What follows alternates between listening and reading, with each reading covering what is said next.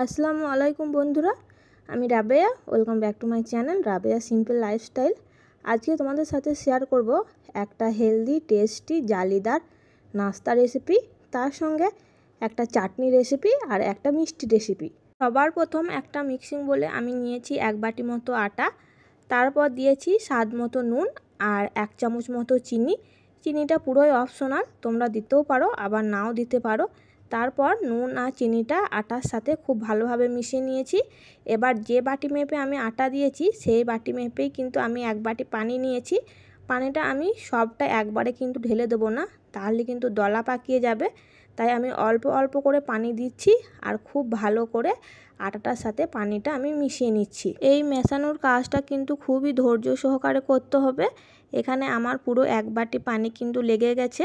এবার এই ব্যাটারটাকে আমি ঢাকা দিয়ে রেখে দেবো 10 মিনিটের জন্য। ততক্ষণ তোমাদের সাথে একটা চাটনি রেসিপি শেয়ার করছি।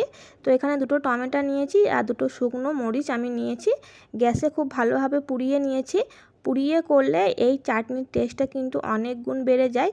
পোড়ানোর পরে আমি টমেটোর মধ্যে যে খোসাগুলো ছিল সেগুলোকে ছাড়িয়ে নিচ্ছি। তারপর একটা ছুরির সাহায্যে টমেটোগুলো ছোট ছোট পিস করে নিচ্ছি। এবার ওই কেটে রাখা টমেটোগুলো আমি একটা মিক্সার গ্রাইন্ডারের মধ্যে দিয়ে দিচ্ছি। আর যে শুকনো মরিচ 2টো আমি পুড়িয়ে রেখেছিলাম সেটা দিচ্ছি, স্বাদ মতো দিচ্ছি নুন আর 1 চামচ মতো দিচ্ছি চিনি। এবার এই সবগুলোকে পানি ছাড়া খুব ভালো করে পেস্ট করে নেব।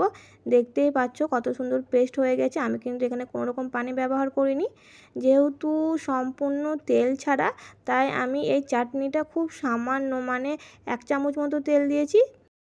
তারপর ওই তেলের মধ্যে দিয়েছি খুবই সামান্য কালো জিরা আর 4-5টা মতো কারি পাতা। কালো জিরাটা একটু ভাজা ভাজা হয়ে গেলে আমি ওই টমেটোর পেস্টটা দিয়ে দিচ্ছি আর তারপর নাড়াচাড়া করে নেবো। এখানে খুব বেশি কিন্তু জাল করার দরকার নেই। টমেটোর মধ্যে যে একটা কাঁচা ভাব আছে, মানে যে পানি পানি ভাবটা আছে আর কি, সেটা কেটে যাওয়া পর্যন্তই কিন্তু জাল করে নিতে হবে। আর দেখতেই পাচ্ছ আমার টমেটোর চাটনিটা কিন্তু একদম রেডি হয়ে গেছে। 10 মিনিট পরে আমি ঢাকনাটা খুলে ব্যাটারটা একবার খুব ভালোভাবে নাড়াচাড়া করে নেবো। নাড়াচাড়া করার পরে এখানে আমি দিয়ে দেবো 1 প্যাকেট মতো ইনো। তোমরা চাইলে ইনোর বদলে কিন্তু বেকিং পাউডারও ব্যবহার করতে পারো।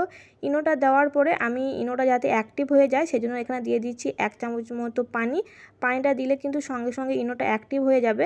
তারপর আরও ভালো করে খুব একবার নাড়াচাড়া করে নিচ্ছি। এখানে ইনোটা দেওয়ার পরে কিন্তু বেশিক্ষণ রাখা যাবে না, মানে ইনোটা এই ব্যাটারের সাথে তাড়াতাড়ি মিশিয়ে নাস্তাগুলো তৈরি করে নিতে হবে। খুব বেশিক্ষণ কিন্তু রাখা যাবে না। যেহেতু আমি বলেছি সম্পূর্ণ তেল ছাড়া এই নাস্তাটা, তাই আমি এখানে একটা ননস্টিকের কড়াই নিয়ে নিয়েছি। আর এই কড়াইয়ের মধ্যে আমি কিন্তু কোনো রকমই তেল ব্রাশ করিনি। তোমরা আমার কড়াইটা দেখে কিন্তু বুঝতেই পারছো এখানে কোনো রকম কড়াইতে তেল ব্রাশ করা নাই। আমি এখানে একটা ননস্টিকের কড়াই নিয়েছি। ননস্টিকের কড়াইটা প্রথমে আমি মিডিয়াম হিটে গরম করে নিয়েছি। তারপর চুলার আঁচটা একবারে লোতে রেখে দিয়েছি। চুলার আঁচটা লোতে রেখে দেওয়ার পর আমি 1 হাতা মতো ব্যাটার ওই কড়াইতে দিয়ে দিয়েছি। তারপর দেখো নাস্তাগুলো কতটা জালিদার হয়েছে আর কতটা সুন্দর হয়েছে। তো আমি একই রকমভাবে আবারও আরেকটা নাস্তা তৈরি করে দেখাচ্ছি তোমাদেরকে। তেল ছাড়া একটা হেলদি নাস্তা রেসিপি আজকে তোমাদের সাথে আমি শেয়ার করলাম। আশা করি আমার এই ভিডিওটা তোমাদের সবার ভালো লাগবে।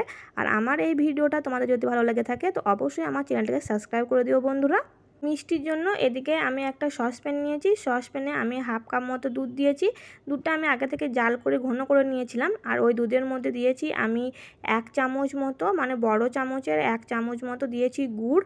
তোমরা কিন্তু গুড়ের বদলে চিনিও দিতে পারো। গুড়টা দেওয়ার সঙ্গে সঙ্গে দেখো দুধটা কত সুন্দর একটা হালকা ছানা কেটে গেছে। এই ছানাটার জন্যই কিন্তু মিষ্টিগুলো খুব ভালো হয়।